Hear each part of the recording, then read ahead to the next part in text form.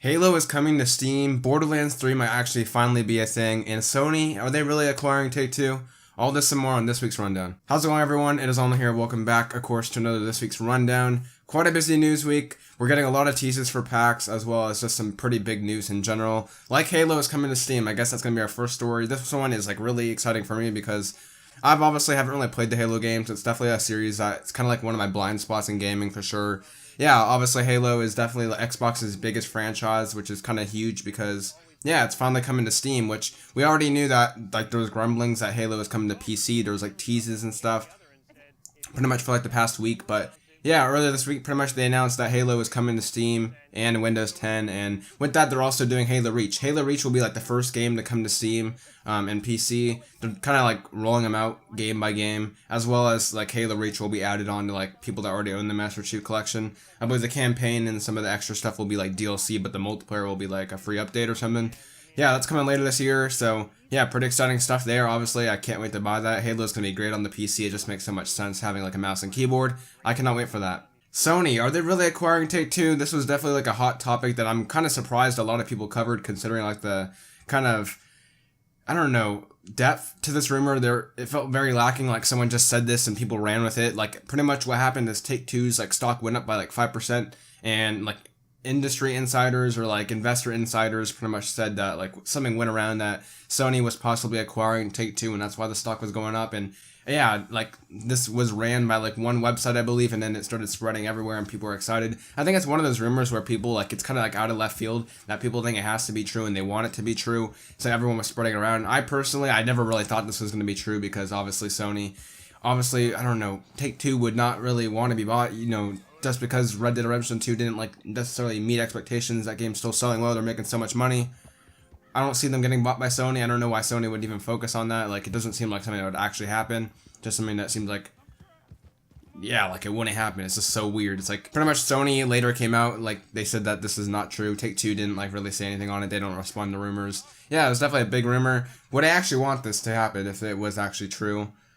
I mean, honestly, GTA is going to sell so much. Like, they only sell 100 million copies because it's sold on, like, every platform out there because, yeah, it's GTA. Everyone wants to play GTA. It's kind of like the same thing with Minecraft, how now that Xbox owns Minecraft and stuff, they still allow it to obviously be on other platforms because it sells so much, and that's how they're going to make so much money off of it. So, yeah, if Sony did acquire Rockstar, which is obviously under the Take-Two umbrella, it only makes sense to keep GTA or Rockstar's titles to be multi-platform, in my opinion. But let's get over this rumor. It's kind of stupid anyway. I just figured I'd talk about it because it definitely made the rounds, and yeah, it's obviously not true, but it is a big rumor. Also, if you can't already tell, like, I'm still recovering from my wisdom teeth. That's why I'm talking kind of weird here. My mouth's still a little bit sore, but yeah, bear with me this week at least. Google announced that it'll be holding a keynote next week at GDC talking about the future or their future of gaming. This will be held next week on the 19th at 10 a.m. Pacific time, and yeah, obviously, Google has been in the gaming market for quite a bit of time, on mobile at least, with like obviously, Android and stuff and Google Play.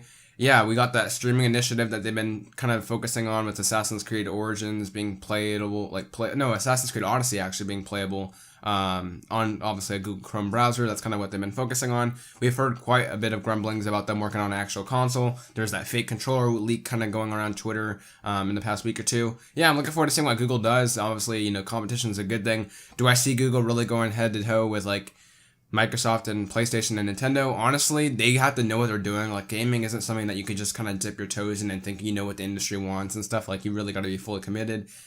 Yeah, it'll be interesting to see what Google does. There's been talks that are trying to like buy developers and stuff, which would be pretty interesting. But yeah, more information will be coming next week, and yeah, should be pretty interesting. Definitely keep an eye on it. Devil May Cry 5 will be getting an update in terms of the Bloody Palace update. This was like previously announced that it was going to be coming in April, and we finally got an official date, and it's April 1st. Capcom literally is letting it go on the first day of April, which is great. And yeah, obviously April Fool's Day is April 1st. Kind of funny. They don't really give a fuck at all.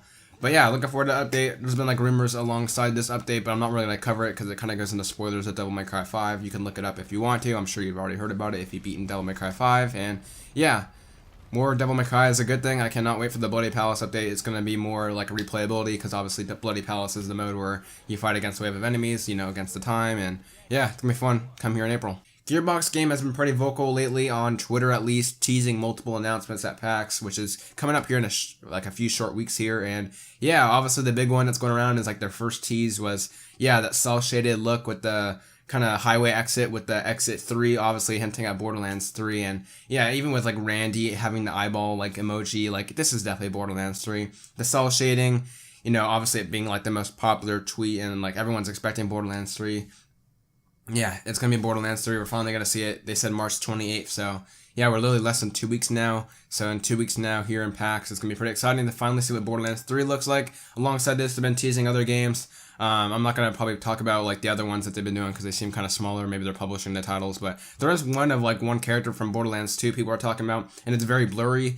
Yeah, there's like a recent rumor going around that this actually might be the Switch version for Borderlands 2 possibly. It definitely is Borderlands of something. Obviously, we already got Borderlands 2 and Borderlands, the pre-sequel on PS4 and Xbox One and PC, I believe. So Switch would only make sense, right?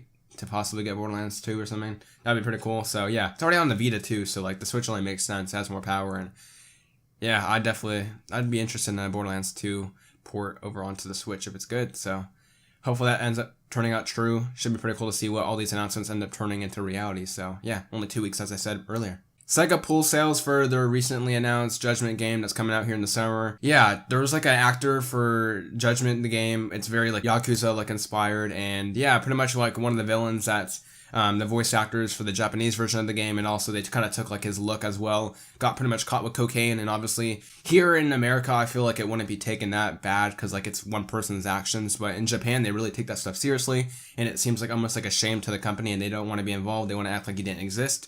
So they're actually pulling the sales from the game in Japan until further notice. I'm not sure in this day and age what they're going to do about that. Maybe hire someone else. I believe the actor also worked on Frozen 2, at least for Japan's like vocals. Like he played Olaf, which is kind of funny. That makes more sense since it's like a kid's title. It's obviously Frozen 2. You don't want like one of the Olaf, the freaking Olaf of all characters, freaking, the actor being caught with cocaine. That makes sense, but really the actor that got caught with cocaine and stuff, like, it's a Yakuza title. It's this one person's actions. I'm not going to judge anything because obviously I've grown up in the American culture and like obviously online and stuff. Yeah, the Japan culture is different. I'm not going to like justify or like try to argue my way of thinking. Obviously, it's the Japan way of thinking, which is kind of interesting. Right now, we don't know how this will affect the US version because obviously the US versions will include that guy's like look. Even though the voice actor won't be in it, the guy's look is still going to remain the same.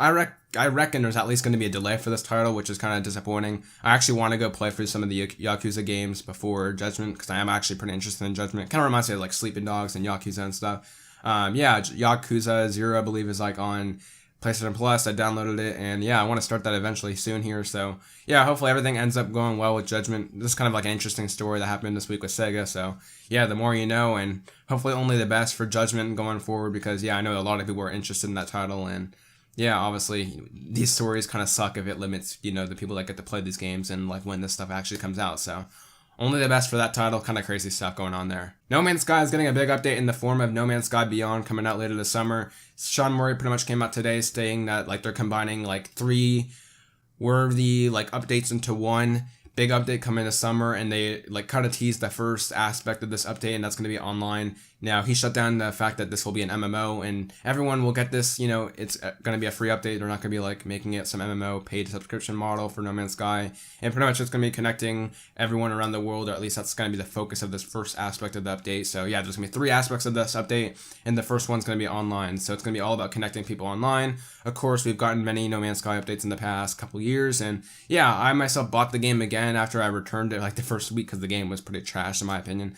Yeah, I had some fun. I played probably like 15 hours with some friends. It's actually pretty decently fun if you're not looking for, like, obviously, just to have some fun with friends. I feel like it's just one of those titles. And yeah, definitely if this update comes out in summer, I'm definitely going to go back into it because, yeah, it is a pretty fun title to play if you have some friends to play with. And yeah, it's good that they're focusing on free updates. I don't think they've charged any more money since they've been working on these updates, which is good because the game launched at $60 and it wasn't worth $60. So yeah, only the best going forward, and looking forward to seeing these other 2 aspects of the game's update. And yeah, No Man's Sky Beyond coming out in summer.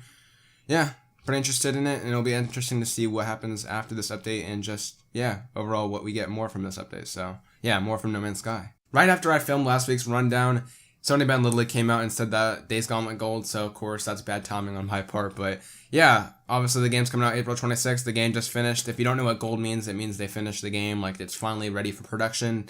No more work on the game will be made in terms of like what's on the actual disc. Of course, there could be day one updates in this time, obviously in this day and age and stuff. But yeah, the actual disc has been finished. Everything that's going to be coming day one that you get is finished. And now they're working on production for the game and getting enough copies produced. And yeah, it seems about the normal time. A month and a half is usually what Sony, at least, games, go gold for. And yeah, it's pretty exciting to see that Days Gone is finally finished, because it's been a long time coming, and it's just nice to know that there's no more delays and this is actually the end of the road. So yeah, pretty exciting stuff there. Of course, that's been it for this week's news. Pretty exciting stuff, a lot of big stories here and some small stories in terms of like Devil May Cry 5's update and stuff. But yeah, of course, I appreciate you guys for watching this week's rundown. Of course, leave a like if you appreciate it and comment down below your thoughts. Until next time, I'll see you guys in the next video. Expect my Devil May Cry 5 review coming here in a couple days. And yeah, appreciate you guys for watching. Take care, and I'll see you next week. See you guys.